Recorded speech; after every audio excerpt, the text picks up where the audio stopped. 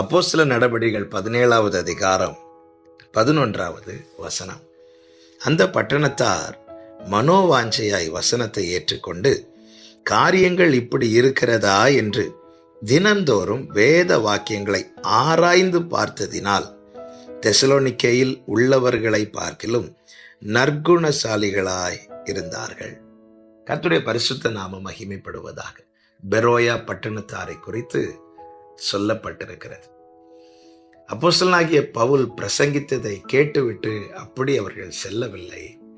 கேட்ட வார்த்தைகளின்படி காரியங்கள் இருக்கிறதா என்று தினந்தோறும் வேத வாக்கியங்களை அவர்கள் ஆராய்ந்து பார்த்தார்களாம். வேதம் சொல்லுகிறது, கர்த்தருடைய புஸ்தகத்தில் தேடி வாசியுங்கள், தேடி வாசியுங்கள், இவைகளில் ஒன்றும் ஜோடில்லாதிராது. வாசிக்கும் போதே